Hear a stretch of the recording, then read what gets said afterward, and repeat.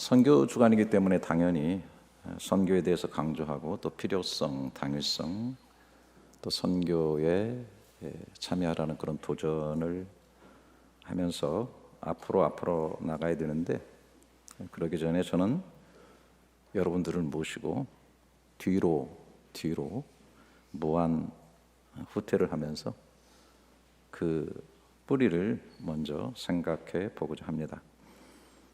오늘 너무나 잘 아시는 말씀, 그 흩어진 사람들이 두루 다니며 복음의 말씀을 전했다. 예루살렘에 처음 주님의 교회가 세워지고 나서 바로 핍박이 나고 또 스데반 집사가 순교를 당하고 사람들이 흩어지게 되는데, 그 사람들이 두루 다니며 복음을 전하고 선교를 시작한 것이죠.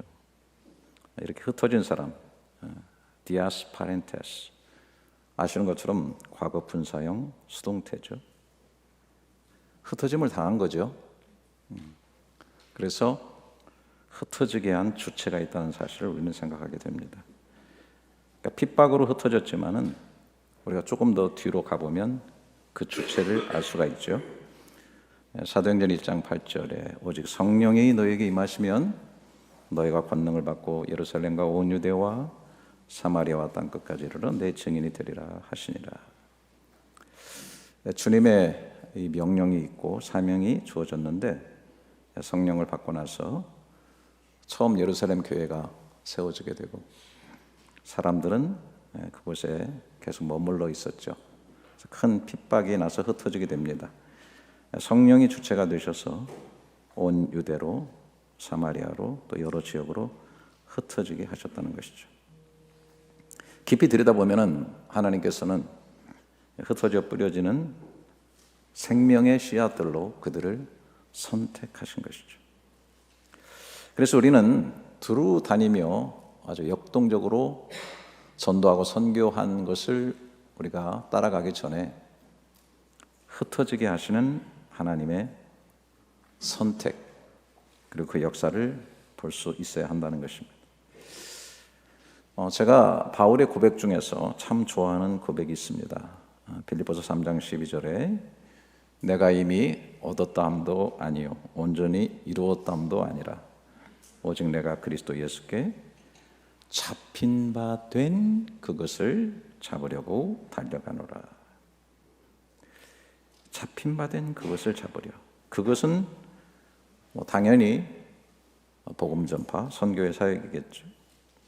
그 목표를 향해서 아주 힘있게 달리기를 하는 것처럼 쫓아간다, 그렇게 얘기를 하는데, 그 앞에 잡힌 바 된 그것이라고 얘기하고 있어요. 이것도 역시 수동태죠. 잡힌 바 된 것입니다. 우리가 뒤로 돌아가 보면 바울은 다메섹에서 예수님에게 잡힌 바 되었습니다.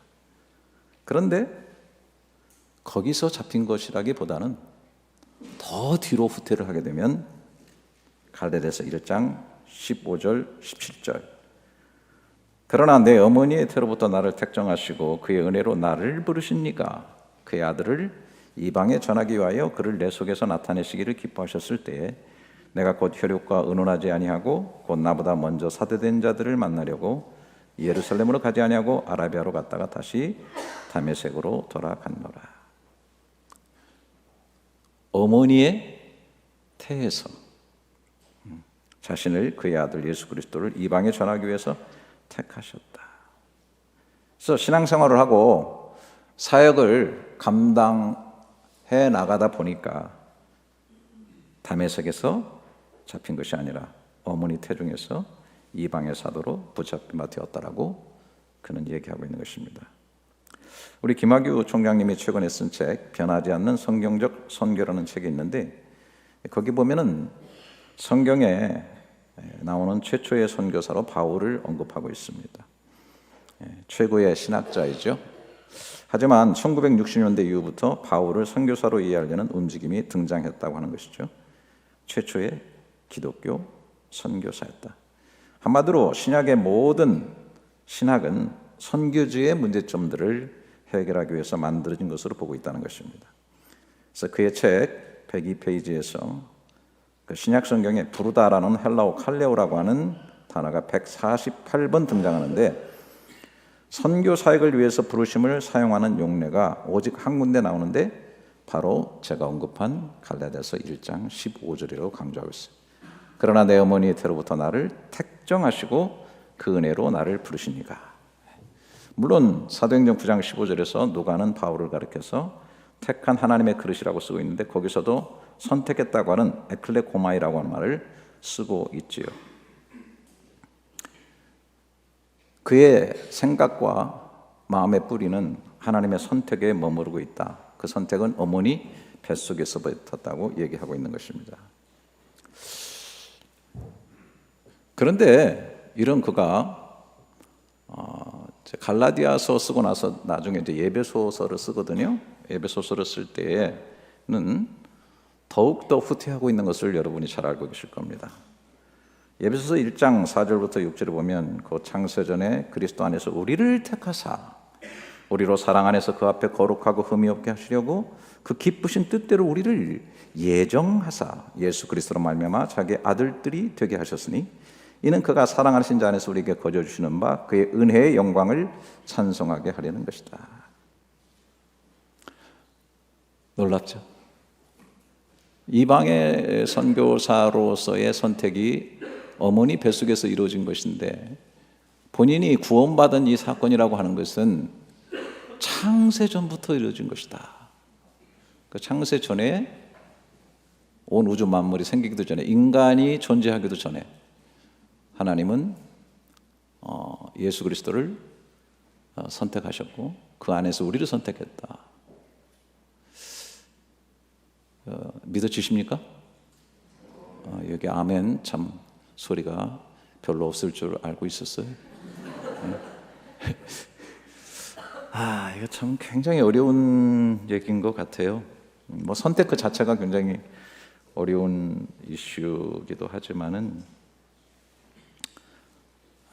뭐 창세, 뭐 창세전 이런 것들은 사실 우리의 이해를 초월하는 것들이죠. 뭐 창세기만 해도 우리가 뭐 그 당시에 가본 것도 아니고 또 거기 있었던 사람이 살아 있어가지고 뭔가 우리에게 사실을 써준 것도 아니고 그렇기 때문에 이런저런 뭐 얘기들을 많이 하지만 아시는 것처럼 다 가설에 속한 것뿐이고 다 믿음의 대상이죠. 과학적으로 접근하든 뭐 신앙적으로 접근하든 다 안 봤기 때문에 모르죠. 그래서 우리는 이 선택이라고 하는 것을 굉장히 깊이 이해하지 못하는 우리의 어떤 지성과 우리의 어떤 판단으로. 그런데 확실한 거 한 가지는 있어요. 뭐냐면 우리는 선택되었다라는 사실은 우리가 다 인정하지 않을 수 없다는 거죠. 우리는 다 선택되어서 존재하고 있다. 뭐 나라, 부모, 모든 환경, 내 생명, 내 존재라고 하는 이 우리의 여기 있음의 이 존재라고 하는 것조차도 내가 선택한 것이 아니고 선택되어서 온 것이다. 그래서 뭐 철학에서는 뭐 그럴 수밖에 없죠. 던져진 존재라는 말도 쓰고 뭐 영원한 어둠에 던져진 피투자적인 존재다. 이렇게 뭐 멋있게 얘기도 하고 하는데 어쨌든 뭐 그럴 수밖에 없다. 그러나 분명히 선택되었다, 던져졌다라고 하는 것은 선택한 자를 얘기할 수밖에 없다. 던진 자, 그분이 있다라는 것이죠. 이 선택된 존재에는 선택한 자의 목적이 분명히 있을 것이다 하는 생각을 하게 됩니다. 우리가 잘 알고 있는 모세가 호렙산 불꽃에서 하나님 만나는 장면이 있죠. 하나님께서 모세에게 이스라엘을 애굽으로 데리고 나오라는 미션을 주게 됩니다. 구원의 미션이죠. 출애굽기 3장 3절에 보면 이 하나님에 대해서 모세가 하나님께 아뢰되 내가 이스라엘 자손에게 가서 이르기를 너희의 조상의 하나님이 나를 너희에게 보내셨다 하면 그들이 내게 묻기를 그의 이름이 무엇이냐 하리니 내가 무엇이라고 그들에게 말하리이까 하나님이 모세에게 이르시되 나는 스스로 있는 자니라. 또 이르시되 너는 이스라엘 자손에 이같이 이르기를 스스로 있는 자가 나를 너에게 보내셨다 하라. 저는 깊은 사색을 좀 하기는 좀 한계가 있는 사람이라는 걸 느끼지만 저의 묵상이 항상 이곳에 많이 머무르고 있는 것은 제가 인정할 수가 있습니다. 굉장히 많이 생각을 합니다. 스스로 존재하는 자, I am that I am. 뭐 아시는 것처럼 모든 것에는 뭐 처음도 있고 끝도 다 있고, 뭐 빅뱅 이론도 뭐 처음에 뭔가 시작된 폭파되는 거 뭐가 하나 있어야 되잖아요. 근데 그게 어떻게 생겼느냐라고 하는, 그게 이제 연력학 1법칙, 2법칙에 다 위배되면서 상당히 많은 쟁론을 낳게 되는데, 그런데 스스로 있다. 사실 시간도 물질도 공간도 스스로 존재하는 그분이 존재했기 때문에 존재하는 것이고, 하나님은 거기에 갇혀 있지 않는다라는 사실을 생각하게 되고, 하나님의 이름, 모세에게 가르쳐준 그 스스로 존재하는 그 하나님에 대해서는 우리가 정말 정말 많은 묵상을 하게 되는 거죠. 그분이 바로, 그러니까 모세에게도 마찬가지죠. 너가 존재하고 있다. 너 숨쉬고 있고 너 움직이고 있는데 너의 존재를 존재케 한 존재가 바로 나다. 내가 스스로 있어서 너를 존재케 했다. 그리고 너에게는 분명히 미션이 있다. 너를 존재케 한 미션이 있다는 그런 암시가 들어있는 거죠. 그렇기 때문에 너는 가서 내 백성 이스라엘을 데리고 나와라 라고 하는 구원의 미션을 준 것이다. 그러니까 깊이 보면 존재하는 모든 곳에는 목적이 있죠. 목적이. 여기 다 우리가 이렇게 앉아있고 여기 뭐 존재하는 모든 곳에 목적 없는 것이 뭐가 있어요? 다 목적적으로 존재하고 있는데, 그것이 바로 하나님께서 우리를 선택하셔서 존재하게 하시고 그 존재에는 다 사명이 있고 목적이 있다라는 생각의 뿌리를 먼저 둬야 된다라고 하는 것입니다. 제가 아까 말씀드린 우리 김 총장님 쓴 책 180페이지 보게 되면 저도 확실하게 공감하는 내용을 적어 놓으셨어요. 바울의 이런 선교 사역은 바울 스스로 선택한 것이 아니고 하나님의 주권적이고 주도적인 행위의 결과다. 사도 바울이 수많은 고난과 역경 속에서도 굴하지 않고 선교 사역을 인내로 감당할 수 있었던 것은 자기가 지닌 소명이 자기로부터 비롯된 것이 아니라 전적으로 하나님께로부터 비롯되었다는 인식에서 기인한 것이다. 한국 선교사들의 중도 탈락 경우를 보면 대부분 이런 소명의식의 결여다. 선택에 대한 이 의식이 결여되면 그릇되고 건강하지 못한 낭만적인 그런 소명의식, 이런 것으로 중도 탈락이나 혹은 자신의 성을 쌓는 영웅주의적 자기 자랑에 선교를 하는 그런 사람들을 많이 본다. 저도 뭐 선교지에 지금 한 36년째 있다 보니까 중도 탈락자들, 또 본인이 성을 쌓고 스스로 뭐 영웅적으로 하는 그런 사람들도 사실은 보게 됩니다. 그래서 예를 드셨는데 일본에서 2텀 이상 장기 사역하고 있는 선교사들의 경우 83%가 사역지에서 역경과 고난을 극복하고 장기 사역을 감당할 수 있었던 비결이 바로 분명한 부르심에 대한 소명의식 때문이다라고 강조를 하고 있는 것을 보게 됩니다. 저도 시간이 흐르고 신앙생활을 하고 사역을 할수록 자꾸 뒤로 물러가게 돼요. 나이를 먹었나 봐요. 또 안 웃죠? 제가 연세가 좀 있습니다. 자꾸 무한 후퇴를 해서 하나님의 선택에 대해서 깊이 집중하게 되고, 물론 지금도 완전히 이해한다고 저는 감히 말씀드릴 수는 없지만은 설명할 수 없는 뭔가 깨달음이 주어지고 거기에 더 깊이 뿌리를 내리게 되는 것을 경험하게 됩니다. 저는 1988년에 이 말레이시아에 목회자가 없는 한 한인교회에 모여있는 몇 명의 모여있는 사람들 속에 성경 공부를 인도해달라 한 달 동안. 저는 뭐 선교에 대해서 공부하고 선교에 대해서 뭐 열정을 갖고 선교에 대해서 꿈을 그리고 간 게 아니에요. 어쩌다 간 거예요. 그러니까 가서 한 달 성경 공부를 하려고 갔는데 제가 첫날 거기서 말레이시아 잠을 자고 눈을 뜨고 창문에 커튼을 열고 소위 나중에 보는 게 컬처 쇼크라고 하는 건데 엄청난 충격을 받았어요. 정말 유럽의 한 복판에 와 있는 것 같이 그렇게 아름다운 거예요. 물론 그때까지 제가 참고로 유럽은 안 가봤습니다. 그런데 이것이 유럽일 것이라는 생각이 들어요. 며칠을 지내보니까 말레이시아가 정말 영어권인데다가 참 좋은 나라더라고요, 살기가. 그래서 은근히 좀 그런 생각이 들더라고요. 여기 한 3, 4년 있으면서 경험을 쌓고 좀 가면 참 좋을 것 같다. 영어도 좀 공부하고. 근데 문제는요, 그때 이제 옆에 있는 또 다른 순복음에서 일찍이 교회를 세웠더라고. 근데 그 담임 목사님이 너무 하다 힘드니까 일본으로 가버리시고 거기도 목회자가 없어요. 그래서 같이 성경 공부를 했어요. 근데 제가 그때 너무너무 성경 공부를 잘 인도했다는 게 큰 문제였어요. 이분들이 저를 담임으로 초청을 하고 목회자가 서로 없으니까 같이 연합을 하자는 거예요. 그래서 저는 잘 됐다. 그래서 한국에 이제 임신해 있는 아내에게 전화를 걸었어요. 그때요, 교우 중에 벤츠에 무선 전화기가 있었어요. 벤츠 차로 저를 들이밀더니 사모님한테 허락을 받으라는 거예요. 그때 그랬다고, 거기가. 그래가지고 딱 전화를 딱 했더니 아내가 딱 받더라고요. 여보, 여기 아버니 참 좋소. 담임 목사로 초청하는데 여기 있고 싶은데 당신 생각은 어떻소?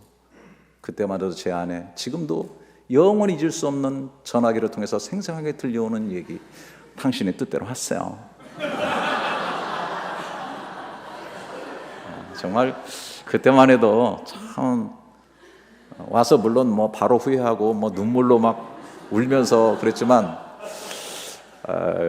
그래서 이제 시작을 했는데, 이게 뭐 장르기 스타일의 교우들하고 그 박수 안 치면 예배를 못 드리는 순복음 스타일의 교우들하고 같이 이렇게 뭉쳐놓으니까 예배 때부터 싸움이 붙기 시작하는데,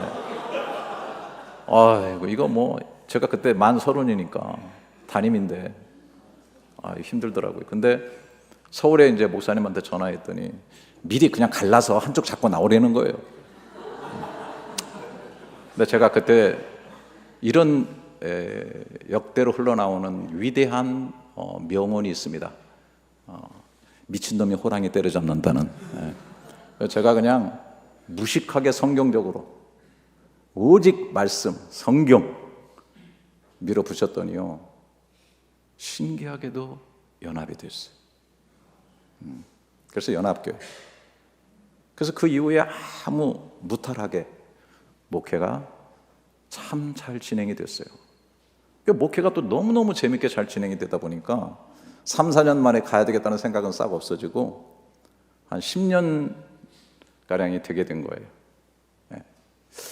그런데 또 너무 또 해외에 이렇게 오래 떨어져 있으니까, 그때는 인터넷도 없고 뭐 자료도 없고 그러니까 상당히 고갈이 오는 거예요. 그래서 안식년을 1년 갔다 오겠다 교회에 얘기를 했어요. 그런데 마침 또 IMF가 터진 거예요. 굉장히 어려웠어요. 그래도 저는 한번 또 결심하면 또 밀어붙이는 스타일이라서 꼭 가야 되겠습니다. 안 가도 될 것 같으면 내가 말을 안 했습니다. 그러나 꼭 가야 될 것이기 때문에 가야 됩니다. 교회를 위해서 딱 이렇게 이제 항상 그렇잖아요. 국민을 위하여, 교회를 위하여. 그래서 이제 저 고든 코넬이라고 하는 학교에 가서 이제 공부를 1년 공부를 하지 말았어야 되는데, 쉬었어야 되는데 또 가서 공부를 하고 와가지고 또 오니까 옛날에 거기다가 이제 땅을 사놨었거든요. 와서 이제 교회를 짓기 시작한 거예요. 근데 교회로는 못 지니까 코리안 스쿨, 학교 땅을 산 거예요. 그래가지고 하다 보니까 안식년 1년 갔다 왔지, 토착민들은 또 권세를 가졌지, 교회를 짓는데 또 의견이 막 트러블이 많이 생기지. 그래가지고요, 저보고 나가래요, 중직자들이. 그래서 제가 기탄 없이 사표를 던지고 나왔는데,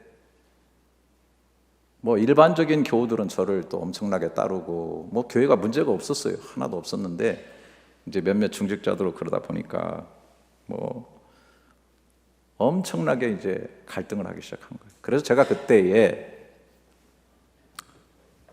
겐팅이라고 하는 산이 있어요. 거기에 기도원이 하나 세워져 있거든요. 현주교회 가서 거기서 한 주간 금식을 하면서 기도를 했는데요. 그때 제가 그때서야 비로소 말레이시아의 부르심에 대해서 깊이 생각을 한 거예요. 밥을 굶어가면서 내가 왜 여기 있나. 제일 좋은 거는 그냥 사표 내고 이제 냈으니까 한국으로 가는 게, 한국으로 돌아가셔. 제2의 신봉교회 같은 어마어마하게 큰 교회를 짓고셔. 동서샤반 가운데 나가셔. 큰 역사를 이루려고 생각을 했는데, 참 하나님께서 10년 동안 나를 거기서 있게 하셨는데, 내가 그냥 물러서는 것은 하나님의 뜻은 아닌 것 같고, 하나님 어떻게 되나요? 깊이 이제 기도를 하게 된 거예요. 그때 제가 하나님께서 내가 헌신한 것이 아니라 하나님이 헌신하게 하셨다라고 하는 그런 강력한 느낌을 받았어요. 그래가지고 머물기로 작정을 하고, 또 그 교회에서 나온 몇몇 분들이 교회를 세워서 열린교회라는 교회를 세우게 된 거예요. 그래서 나와서 열린교회를 하게 됐어요. 그때부터는 이제 선교적인 교회를 해야 되겠다는 굳은 결심을 하게 되고, 내가 거기에 있는 그 부르심의 이유에 대해서 제가 답해야 되겠다라는 그런 생각으로 열심히 했어요. 열심히 했더니 또 교회도 많이 이제 성장을 했는데, 제가 있던 교회가 굉장히 큰 교회였거든요. 그 당시 한 400~500명 모이는 굉장히 괜찮은 교회였는데, 제 이후에 또 한 번 분열되고, 그 이후에 오신 거의 또 웨스트민스터 출신 그 목사님들이 오시더라고. 오셔가지고 목회를 계속했는데 계속 쫓겨나가게 되는 거예요.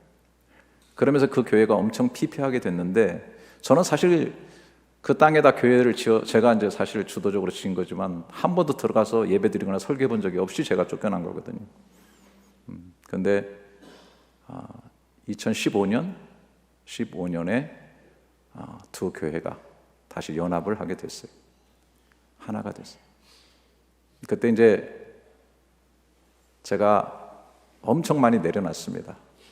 왜냐하면 제가 그 고통을 당할 때 늘 나름대로 우리 이제 김학의 총장님도 초창기에 오셔가지고 89년도에 오신 걸로 알고 있어요. 그 한나오 들어왔을 때 나이는 보러 오셨다가 저를 만나가지고 지금까지 친구가 됐는데, 주도적으로 모든 선교적인 일도 하고 교민사유의 목사였고, 또 그 당시 다른 교단이, 제가 있던 교단에서 떠오르는 별처럼 그랬는데 하루아침에 만물의 찌꺼기 같은 존재가 된 거예요.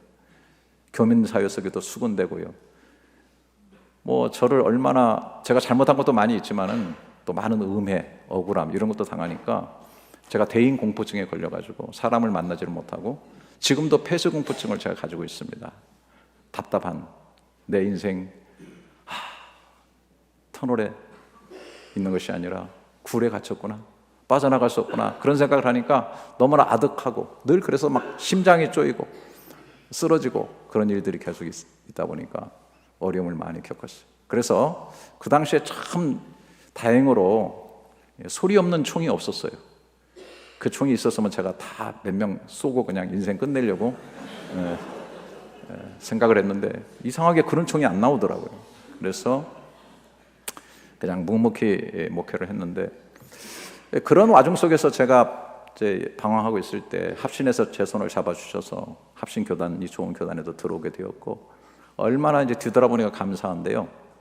2015년에 정말 그런 상태 가운데도 제가 연합을 할 수 있었고, 지금 2024년 그러니까 한 8년 9년 됐는데, 너무나 감사한 건, 이때 박수 안 치면 저는 정말 마음이 떠난 사람으로 제가 인정을 하겠습니다. 한 번도 연합으로 인해서 문제가 한 건도 생기지 않았다는 것, 주님이 하신 일이라고 믿습니다.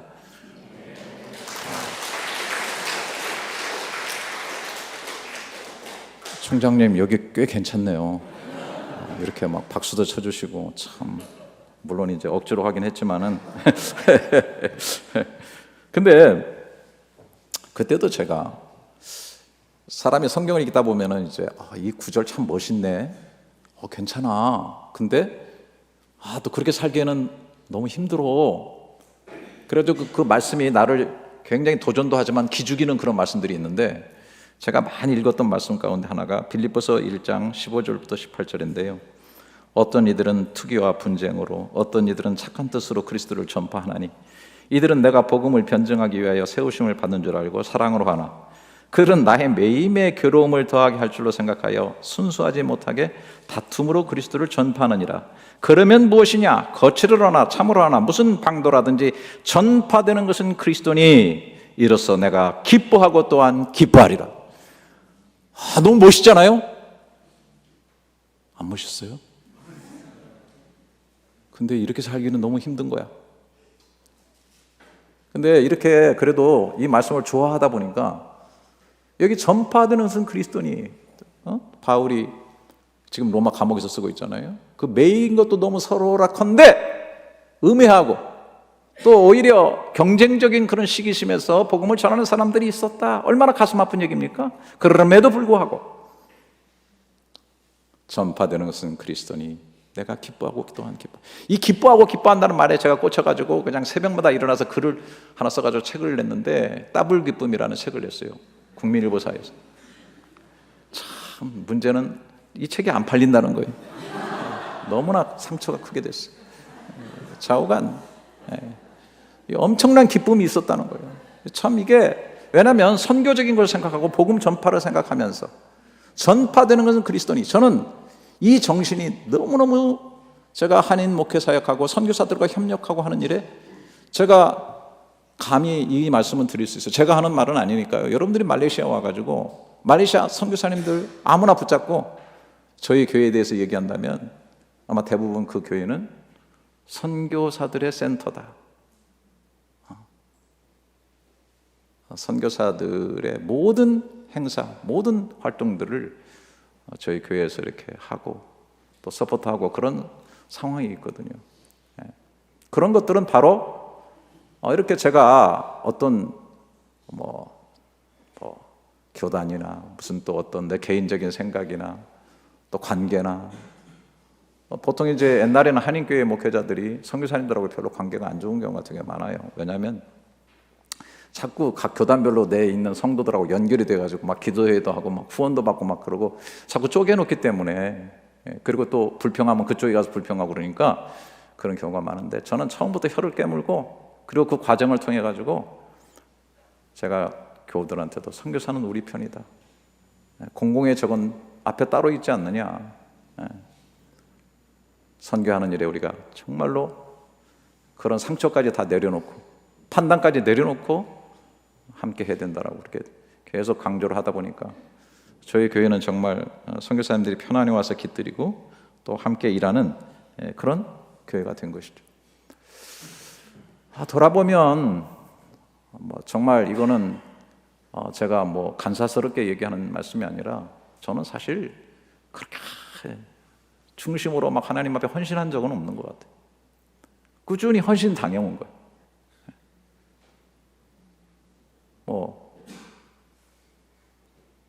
하나님께서 나를 부르셨고 선택하시고 이끄신다고 하는 이 사실은 내가 변함이 없고 저는 말레이시아에 뿌리박고 사역하며 선교한다기보다는 하나님의 선택에 뿌리박고 지금까지 서 있다라고 그렇게 말씀드리고 싶고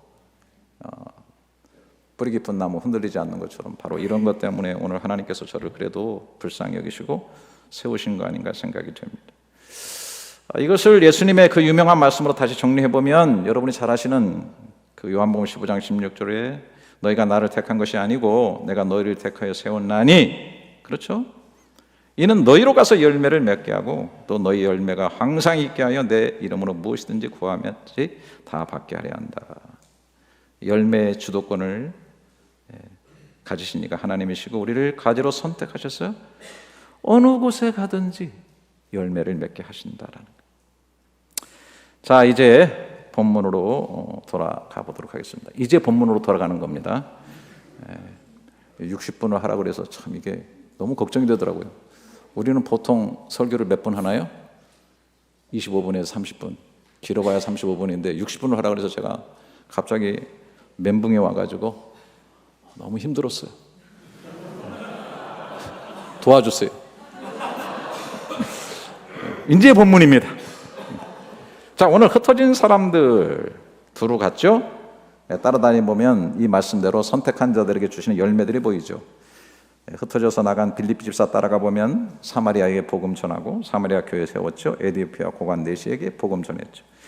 흩어진 베드로는 사마리아 교회를 방문하고 룻다, 욥바, 순회 전도 여행을 하고 고넬료 가족에게 복음을 전했어요. 흩어진 사람들이 수리아 안디옥 교회를 세웠죠.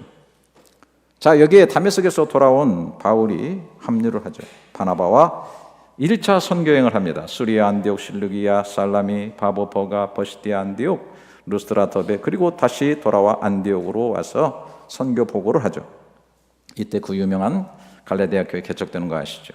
이 차는 예배소 쪽으로 선교하기 위해서 원했지만 성령께서 이끄셔서 유럽 쪽에 가서 빌립보, 데살로니가, 고린도 교회 가서 개척하고 세워지게 됩니다.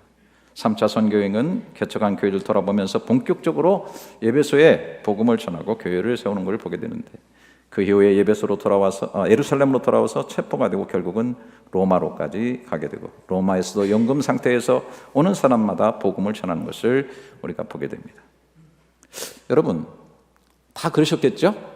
사도행전 공부하시고 서신서들을 공부하면서 이 바울의 선교, 적어도 1차, 2차, 3차, 나중에 잠깐 풀려나고 4차를 하고 또 2차 감옥에 갇혔다 순교했다는 그런 얘기가 있지만, 어쨌든 그거 공부 안 해보신 분들 아무도 없으리라고 생각됩니다. 저도요, 공부하면서 중요한 것은 뭐예요?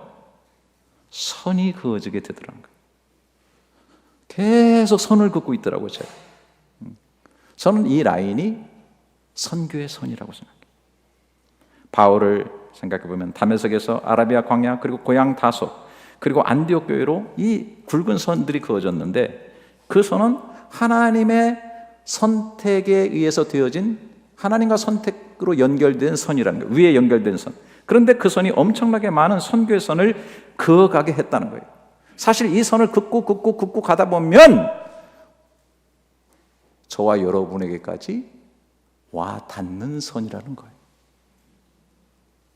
이 피 묻은 선교의 선들이 그어졌기에 오늘 우리가 이곳에 있는 것은 분명하고, 그런 구원의 선이요 생명의 선이라고 하는 것입니다. 저도 말씀을 준비하고 묵상하면서 제 인생에 지난 날들을 돌아보며 이런 선이 어떻게 그어져 있는가를 살펴보았습니다. 한국에서 말레이시아에 선 하나 그었을 뿐이에요. 바울과 같은 화려하고 다양한 선은 없습니다. 그런데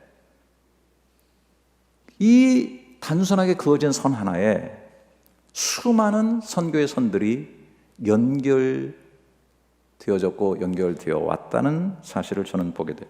저는 이미 말레이시아에 가기도 전에, 오래전에 말레이시아와 한국에 선교의 선이 그어져 있는 것을 보게 되었습니다. 여러분, 한국 최초의 개신교 선교사를 칼 귀출라프라고 하죠. 독일 선교사 아닙니까?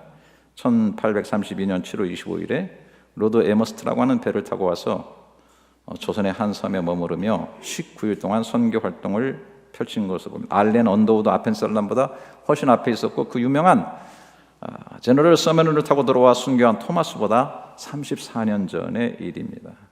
제가 자료를 보니까 오현기라고 하는 박사님이 얼마 전에 귀출라프와 고대도라고 하는 논문을 통해서 그가 머물며 선교한 곳이 고대도의 안항이라고 최종 확인했다고 그렇게 얘기를 했습니다. 그렇게 주장하는 것은 모리슨 사전을 근거로 해서 했다고 하는데, 모리슨이 왜 중요한가를 조금 말씀을 드리겠는데요. 어쨌든 귀출라프가 1832년 8월 10일에 4명의 조선 고관에게 조선과 함께 드리는 서신을 전하면서 통상을 원하는 마음을 전했습니다. 이때에 중국어로 번역된 신구약 완본 신천 전서를 망원경, 무슨 나침판 이런 것들을 선물과 함께 왕에게 전달했다는 거예요. 그리고 한문으로 된 전도지를 나누고, 또 재미있는 것은 이 주기도문을 그가 한글로 번역을 해가지고 나눠줬다는 거예요. 그리고 감사 씨를 주면서 재배법을 익히게 하고 감자 농사가 시작되었다라는 거예요. 그런데 바로 그 신구약 한문 번역본인 신천 전서가 모리슨 선교사가 한문으로 번역하고 인쇄한 성경인데, 그것을 인쇄한 곳이 바로 말레이시아의 멜라카라고 하는 사실. 1823년까지 구약 번역하고 인쇄를 완성했는데 중국에서 하도 다른 외국 서적들을 출판하지 못하게 핍박을 가하니까 결국은 모리슨이 말레이시아로 건너와서 멜라카에서 이 번역을 완성해가지고 인쇄를 했다. 물론 이제 뭐 마카오에서 했다는 이론들도 있는데 멜라카에서 한 것이 굉장히 유력하게 보여집니다. 얼마 전에 우리 지금 지난주에 우리 교회에서 말레이시아 또 선교사님들 모여가지고 세미나를 했는데 지금 이제 말레이시아에서는 알라라는 이 단어를 써야 되느냐 말아야 되느냐 그 문제 때문에 대법원까지 갔다가 대법원에서 판결을 해버렸어요. 성경에 말레이 성경으로 번역하는 알라를 써도 된다고. 그래가지고 뭐 회교도들이 지금 엄청나게 지금 분노하고 있고 문제가 심각해가지고 판정은 났는데 그것들이 어떻게 지금 실행될지 그건 잘 모르겠는데 놀랍게도 이미 오래전부터 알라라고 하는 이름으로 말레이 성경이 번역되었었다라고 하는 거예요. 그러니까 그 나라가 굉장히 그런 면에 앞서 있고 인쇄 같은 것도 굉장히 앞서서 했고 했던 것을 보게 되는데 그런 것들을 보면 굉장히 흥미롭습니다. 그런데 바로 이 신천 전서가 1887년 최초의 한글 성경 예수 선교 전서의 원본이기도 하다는 거예요. 그러니까 이렇게 벌써 놀랍게도 이 성경 번역 또 성경이라고 하는 이런 면에서 말레이시아와 한국이 선이 하나 좀 그어져 있었다라는 것을 좀 생각해보고 제가 우리 멜라카에 합신 출신 목사님 한 분이 지금 멜라카 한인교회가 인원 거의 없는데 우리나라로 말하면 이제 거기도 한반도 모양이거든요. 그 대전과 같은 곳인데 거기에 지금 고분분투하시면서 항상 뭐 한 7, 8명의 교인들을 놓고서 피나게 지금 핏대를 올리시면서 사역을 하고 계신데 기도를 많이 해주시기 바라고요. 어르신들 오시면 제가 그걸 자주 모시고 가는데 그곳에 좀 그 흔적들을 더 개발해가지고 그 목사님이 좀 그런 사역을 오면은 그런 인수한 장소라든지 또 모리슨이 선교했던 그런 흔적들을 좀 더 개발해가지고 하면 좋지 않겠느냐. 우리 교회에서 좀 여력이 되면은 그걸 지원하고 싶은 생각도 좀 제가 가지고 있는데요. 어쨌든 선이 그어져 있다. 저도 사실 그런 선을 타고 말레이시아 온 거 아닌가 그런 생각이 들기도 합니다. 또 한국과 말레이시아가 선교 연결된 것은 1965년 정동 제일감리교에서 김성욱 선교사님이 오셨는데 의료 선교사로 사라왁에 파송돼서 사역을 시작한 거예요. 그러니까 지금으로부터 59년 전입니다.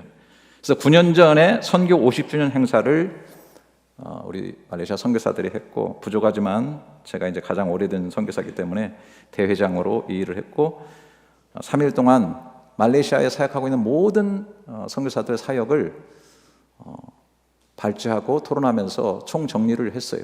저는 이제 한인교회 역사에 대해서도 했고 이렇게 해가지고 이것을 책으로 만들었습니다. 그래서 혹시 합신에서도 꼭 필요하면 이 책 한 권 기증하도록 하겠는데요. 관심이 없으실 수도 있겠죠. 내년이면 60주년 행사를 하게 되는데 아무래도 제가 이제 선교사님과 더불어서 또 한번 정리를 하다 보면 더 많은 선교의 선들이 그어져 있는 책을 낼 수 있지 않을까 그렇게 생각이 됩니다.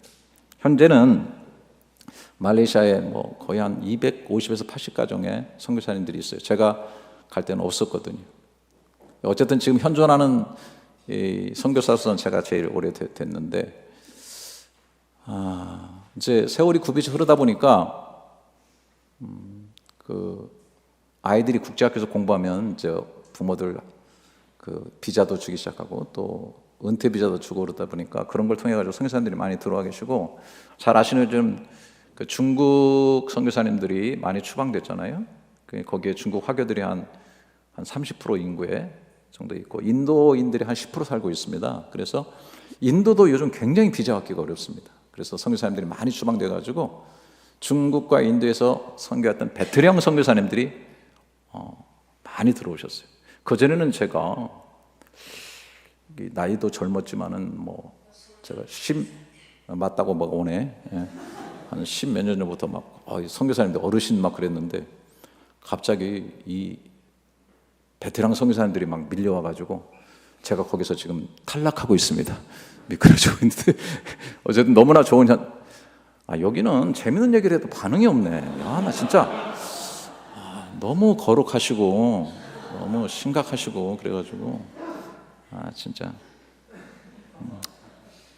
어쨌든 정글에 또 중국계 말레이시아인, 인도계 말레이시아인, 또 은밀하게 말레이인들 회교권을 사역하는 선교사님들, 또 요즘 난민이 많이 되는 난민 사역에 많이 연결이 되어 있고 협력하면서 선교의 선들이 그어져 가고 있다는 것이 얼마나 감사한지 모르겠습니다. 말레이시아에는 또 GP 선교 훈련원이 있습니다. 말레이시아는 말레이계, 중국계, 인도계 그리고 정글에 사는 원주민과 함께 어우러져 사는 다민족, 다문화, 다종교 국가죠. 참 어울려서 나름대로 잘 살고 있습니다. 제가 여기에 선교 훈련원을 세우면 좋겠다 늘 생각을 했는데 GP 훈련원에서 이 일을 했습니다. 그래서 지금 한 10몇 년째 원장으로 있는 박중승 목사가 처음에 와서 이제 저하고 같이 부목사로 1년 교회 사역을 하면서 말레이시아 적응을 끝내고 정말 그 GP는 또 복음도 아주 힘있게 잘해가지고 거기 훈련원을 사서 지금 실제적인 훈련 한 6개월 정도 아마 하는 것 같은데 엄청난 훈련들을 하면서 현지 교회와 연결되고 또 저희 교회도 뭐 GP 훈련원에서 한다면 무심양면으로 돕고 거기에 오는 매주마다 오는 강사들 또 필요하면 교회에서 말씀도 전하고 교인들이 또 선교적인 동원을 할 수 있도록 그렇게 하고 또 매번 졸업을 하게 되면 그동안에 관련되었던 그 현지 교단 중직자 또 여러 지도자들 모이면 뭐 100명에서 한 120, 30명 와요. 그러면 또 저희가 한국 음식으로 다 이렇게 섬겨가지고 식사를 하게 하고 이렇게 하면서 아주 협력을 잘 하고 있는데 거기에서 실제적인 설교 훈련을 받고 나가는 선교사님들과 이렇게 선이 그어지는 것에 대해서 저는 또 얼마나 감사한지 모릅니다. 이 연합한다는 것이 얼마나 중요한지. 이렇게 그어지는 선은 그냥 선이 아니라 이거는 하나의 그물망이 되어서 이 그물로 영혼들을 건져 올리고 하나님의 일들이 끌어올려진다는 사실 저는 늘 생각합니다. 그래서 역량과 능력으로 어떤 테크닉으로 일하기도 하지만 저는 관계로 일하는 것이 얼마나 중요한가 그런 생각을 하게 됩니다. 제가 이제 거기서 오래 있다 보니까 제가 그때 뭐 안식년도 가고 이렇게 한 이유가 너무 고립되어서 오래 있다 보니까 혼자 생각하고 혼자 힘들고 하다 보니까 어떤 일을 깊이 생각하다가 결정 내린다는 게 악수를 두는 경우가 굉장히 많았어요. 그래서 이런 좀 교제가 필요하겠다 했는데 마침 북경에 가 있던 우리 여러분의 선배 박태현 목사가 저를 초청해 줘가지고 세계 한인 디아스포라 포럼이라는 것을 하더라고요. 뭐 이승gun 목사님, 이해실 사모님 뭐 이런 분들 필두로 해가지고 세계 각처에 있는 한인교회 목회자들이 모여서 목회, 선교, 다음 세대 교육 이 세 주제로 해가지고 이렇게 발제하면서 토론하면서 선교하는데 얼마나 좋은지 뭐 가니까 뭐 다 제 얘기고 제 고민이었고 제 답이 거기 있고 울다가 웃다가 얼마나 좋았는지. 그래서 제가 바로 와서 특성이 비슷한 아시아 지역을 묶어야 되겠다 그래가지고 돌아오자마자 그 다음에 그때 당시에 살아계셨던 인도네시아의 전설적인 그 서만수 목사님, 또 싱가포르의 손중철 목사님, 또 태국의 신홍식 목사님 비롯해서 주변에 있는 한인교회 목회자들을 초청해가지고 아시아 디아스포라 포럼을 이제 제가 만들어서 시작을 했습니다. 이게 이제 매년 하다가 이제 경년으로 세계 대회 한번 하고 아시아 대회 한번 하고 이렇게 쭉 돌면서 뭐 스리랑카부터 뭐 쫙 뭐 거의 많이 돌았어요. 그리고 이제 코로나 때는 못했는데 올해 6월달에 태국에서 하게 됩니다. 파타야 쪽에서 지금 이제 대표는 태국 한인교회 김현성 목사님 맡고 있는데 이분이 한번 맡기 시작하더니 대표를 절대 안 내려놓네요. 제가 한번 해야 되는데 제가 설립자잖아요. 근데 한번 맡더니 말로는 그래요. 늘 그만두겠다고. 그런데 지금까지 하고 있고 그래서 너무 힘들었는데 하나님께서 작년에 코로나 이후에 이제 세계 대회를 못 모였거든요. 그런데 저희 교회에서 꼭 했으면 좋겠다 해가지고 세계 한인 디아스포라 포럼을 저희 교회에서 이제 하다 보니까 제 친구들은 뭐 저 북경의 박태현 목사, 뭐 또 상해 엄기영, 또 뭐 저쪽에 김동성 목사 다 이제 65세에 거기로 은퇴를 했더라고요. 저는 아직까지 현직입니다. 그래서 제가 대표를 맡게 됐습니다. 할렐루야. 이런 것도 박수 칩니까? 이건 정말 아니오시단데 이거. 그런데 얼마나 감사한지 몰라요. 저는 이 네트워킹이 너무 중요하다고 생각합니다. 지금 이제 로잔 대회 같은 데서도 이 디아스포라에 대해서 너무 중요하게 생각합니다. 우리 한인 디아스포라뿐만 아니라 필리핀 디아스포라, 중국 디아스포라, 나가 있는 사람들이 주님을 만나고 그 흩어진 사람들이 복음을 알고 또 그분들이 선교하게 될 때 엄청난 시너지가 이루어지게 되는 거예요. 그 로잔 대회에서도 이걸 알고 이제 디아스포라 분과를 뒀어요. 그래서 우리가 그동안에 포럼한 내용들을 다 영문으로 번역해서 책자로 해서 이제 그곳에 보냈습니다. 근데 그쪽에서는 꿈이 그런 것 같아요. 각 신학교에 디아스포라 학과를 좀 만들었으면 좋겠다 그런 생각하는데 우리 합신에서도 지난번에 그 정창균 총장님이라고 계시죠? 그냥 이런 식으로 얘기했는데 너무 좀 뜨악하다. 우리 정창균 총장님께서 이런 걸 좀 인식하셔가지고 저보고 와서 디아스포라에 대한 특강을 하라 그래요. 제가 온 적이 있잖아요. 물론 거의 안 모였어요. 계속 재밌게 가는데 전혀 반응이 없네요. 이제 반응을 포기하겠습니다. 그냥 저 혼자 찌끄리다 가도록 하겠습니다. 그래서 이제 제가 와서 디아스포라에 대해서 특강도 하고 그때 이제 그래도 한 분은 또 은혜 받아가지고 저희 교회 와가지고 한 몇 개월 동안 디아스포라 교회 경험도 하시고 간 적이 여기 있어요. 여러분들의 선배 중에. 어쨌든 디아스포라 쪽에도 이렇게 연결이 되면서 복음을 위해서 세계의 목회자들, 한인교회들이 서로 이렇게 네트워킹하면서 일하는 것 얼마나 아름다운 선들이 그어지는지 모르겠습니다. 지금 말레이시아에는 또 놀라운 일들이 벌어지고 있는데요. 그동안에는 선교사님들이 들어와서 말레이인들은 하기가 어려워요. 거기는 말레이 회교들하면 바로 추방이기 때문에 그 중국계나 인도계도 그 본토에 있는 중국인이나 그 인도에 있는 인도인들하고 좀 많이 달라요, 상황이. 그래서 그들은 이제 교회를 다 가지고 있거든요. 활동하고 있기 때문에 파고 들어가기가 굉장히 쉽지 않고 협력 선교를 하지만 큰 효과적인 아니고 정글 선교를 주로 많이 했습니다. 저도 처음에 들어가서는 사실 정글을 많이 넘나들면서 했는데 선교사님들이 들어오기 시작하면서부터 다 사역을 넘겨주고 뭐 최근에는 뭐 합동의 우리 박출현이라고 하는 친구가 열심히 해가지고 언도상도 받고 뭐 정글 사역의 아버지라고 막 이름 불리우면서 하는데 어쨌든 정글 사역을 많이 했는데 이제 정글 사역을 정부가 굉장히 차단을 하고 있습니다. 특별히 이번 정부에 들어와서 굉장히 어려움을 겪고 있습니다. 그런데 이제 선교사님들이 난민 사역에 눈을 뜨기 시작했습니다. 지금 거기에 한 난민들이 한 30만 정도가 뭐 공식적으로 한 20만 얘기하는데 제가 볼 땐 30만도 넘지 않나 그런 생각이 들어요. 난민과 불법 체류자들, 미얀마, 로힝야족도 많이 들어와 있어요. 방글라데시, 파키스탄, 네팔, 이란, 이라크, 아프가니스탄에서도 많이 들어와 있어요. 이들의 가장 큰 문제는 뭐냐면 일자리를 갖기 어렵다는 것이고 특별히 자녀들 교육이 굉장히 어렵기 때문에 우리 선교사님들이 학교를 만들기 시작을 했어요. 그래서 지금 우리 선교사님들이 하고 있는 난민 학교가 한 30개 정도 되고 앞으로도 더 필요로 하고 있고 우리 같이 사역을 했던 최대검 선교사라고 그분은 지금 난민 학교가 지금 아이들이 한 1,000명이 넘습니다. 유치원만 전문으로 하는 사람도 있고 또 유초등부 하는 사람도 있는데 중고등부 학교까지 하는 그런 케이스는 적고 또 이분은 특별히 그 교재 자체를 홈스쿨링 교재를 가지고 하는데 거기가 다 신앙적인 거잖아요. 그래서 무슬림이고 뭐고 들어올 때 자녀 교육을 위해서 일주일에 한 번씩 예배 드린다고 하는 이거 성경 공부한다고 하는 것을 사인을 받고 받습니다.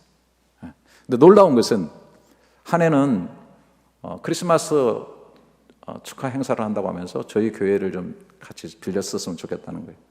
그렇게 하라고 저보고 설교를 하달래요. 메시지를 예수를 영접하라고만 강요하지 않으면 무슨 메시지인지 괜찮다는 거예요. 그래서 제가 이제 가서 앉았는데 놀라운 것은 아프가니스탄 애들이 주로 들어왔고 그 애들이 오니까 부모들이 이거 다 쓰고 여자들 검은 이거 쓰고 한국 교회인 줄 알고 들어왔는데 그 당시 한 700명, 800명이 들어와 있는 거예요. 와, 이게 아니 얼마 전에 우리 한국 선교사 잡아 죽인 아프가니스탄인데 이게 하나님의 무슨 역사인지 그들이 난민이 돼가지고 말레이시아에 와서 그것도 한국 교회에 들어와가지고 아이들이요 노래를 부르고 막 율동을 하는데 한국말로 배운 것은 다 복음성가야. 이 기적과 같더라고. 그래가지고 뭐 하나님의 사랑을 전하면서 하나님이 사랑하셨기 때문에 말로만 사랑하는 것이 아니라 아들을 주신 것이다. 그 아들이 인간에서 오신 것이 크리스마스다라고 하는 것을 제가 뭐 강력하게 메시지를 전하니까 얼마나 속이 후련한지. 야, 이런 역사도 있구나.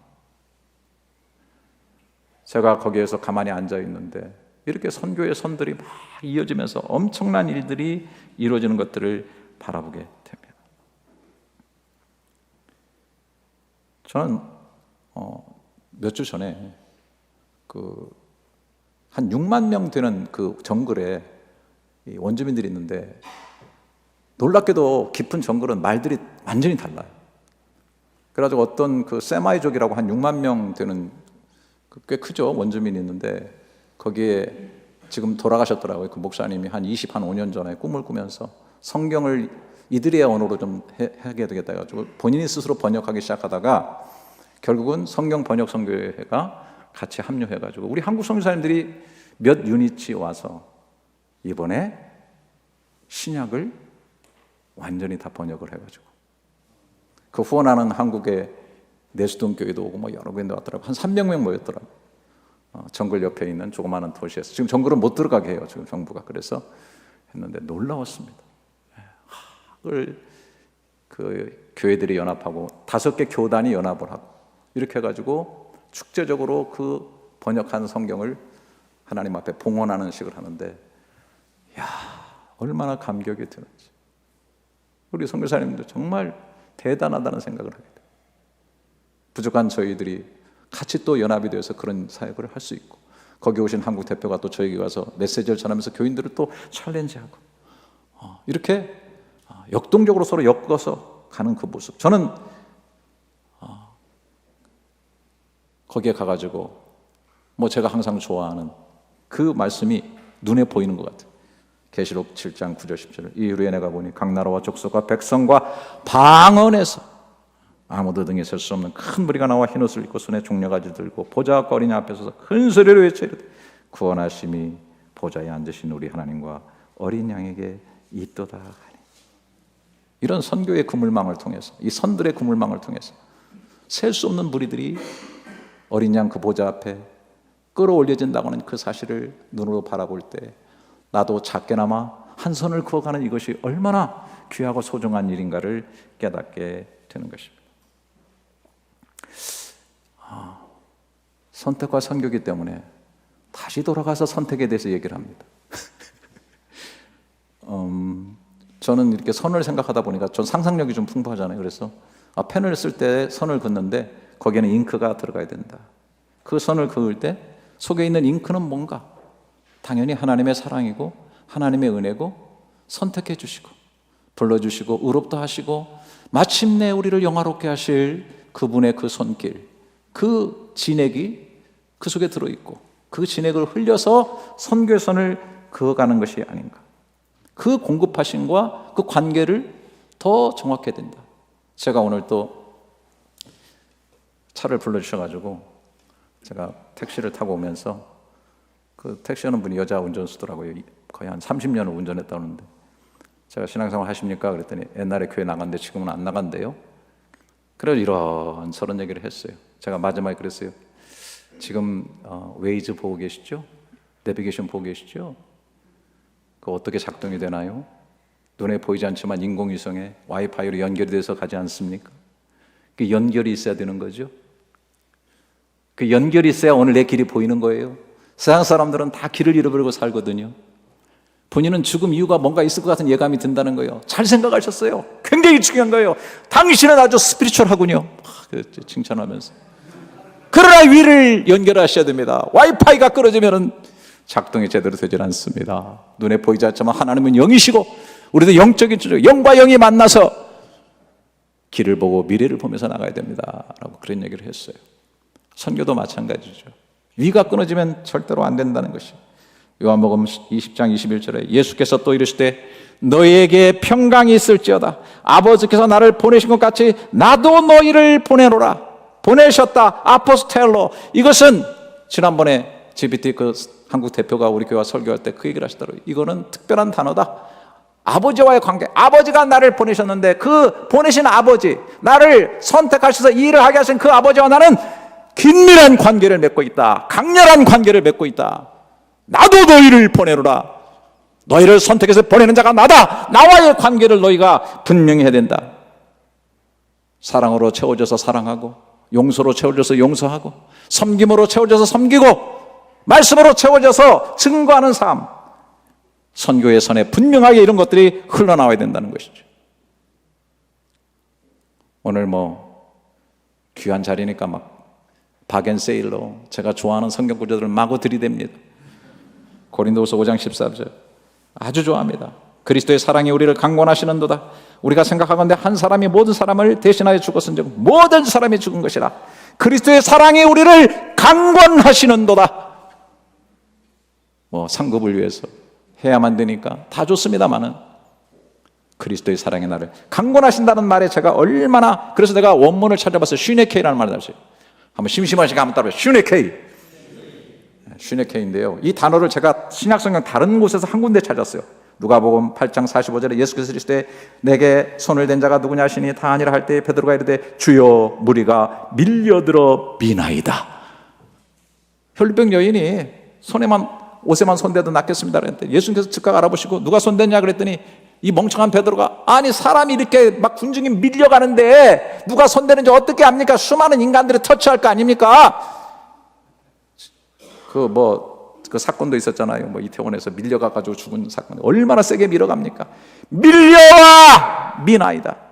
그리스도의 사랑이 나를 강권하시고 내 속에 밀려와 밀려가는 이 사역을 감당해야만 내 선교선을 긋는 그 펜에 잉크가 떨어지지 아니하고 선을 분명하게 그어갈 수 있지 않겠는가.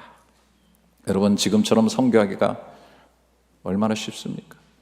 옛날에는 바다의 선을 긋고 저 멀리 육지의 선을 긋고 풍토병에 걸리고, 우리나라도 처음 선교사 들어왔을 때 아이들이 풍토병에 죽어가지 않았습니까?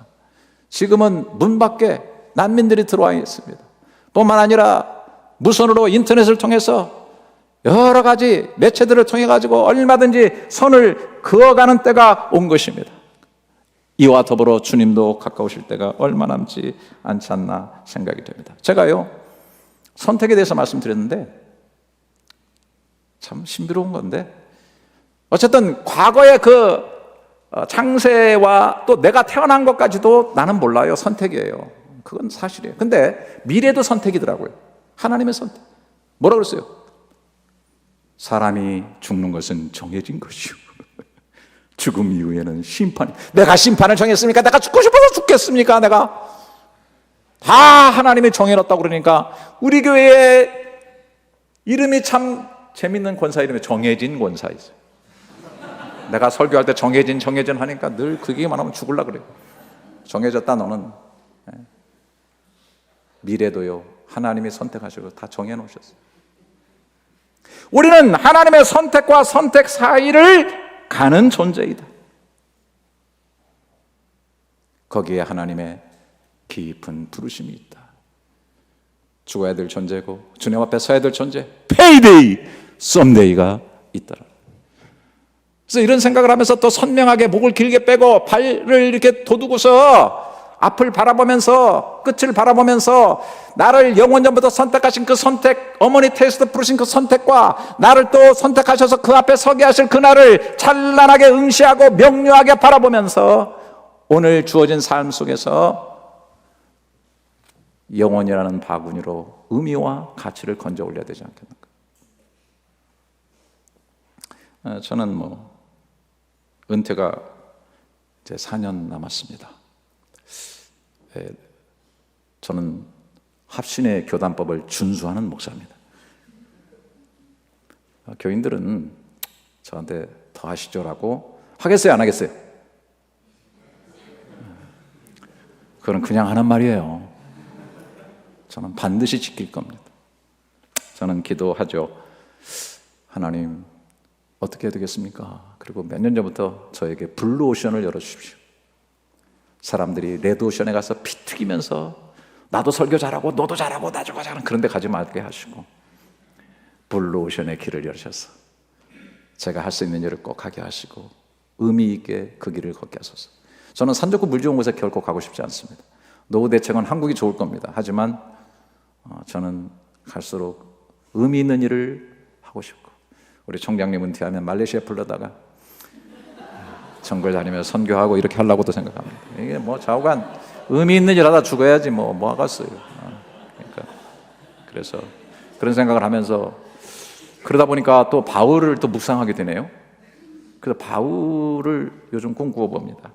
마지막 사도행전 28장 로마의 감옥에 들어갔을 때 30절 31절 바울이 온 이태를 자기 셋집에 머물면서 자기에게 오는 사람을 다 영접하고 하나님의 나라를 전파하며 주 예수 그리스도에 관한 모든 것을 담대하게 거침없이 가르치더라.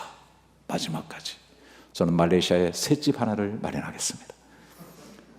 그리고 많은 선교사님들 목사님들 오시면 따뜻하게 지난 옛 얘기 나누면서 때로 힐링도 하고 때로 서로 주고받으며 배우면서 또 하나의 선교의 선을 그어가는 은퇴 이후의 삶을 꿈꾸어 봅니다.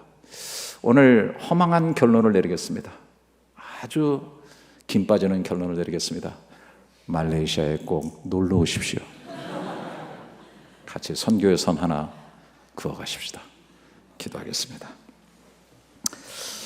우리의 구원과 사명으로 택하여 주심을 진심 감사드립니다. 또 성경을 보고 신학적으로만 아는 것이 아니라 우리의 모든 신앙, 삶과 사역 속에서 더 깊게 이 사실에 뿌리를 내려 더 건강하고 견고해지는 우리들의 모든 것들이 되게 주옵소서. 구원과 생명이 선교선을 그어가면서 영혼들을 건져 올리는 열매있고 보람된 선택된 자의 삶을 살다가 선택하실 주님 앞으로 가는 진정한 행복자의 삶을 모두 살게 하여 주옵소서. 여기 모인 귀한 택하심을 받은 학우들의 미래 속에 이런 선교의 선들이 무수히 그어져 그 그물망으로 끌어올려지는 각 나라와 족속과 백성과 방언에서 능히 셀 수 없는 무리들이 주 앞에 있게 하여 주시옵소서. 존귀하신 예수님의 이름으로 기도드립니다. 아멘.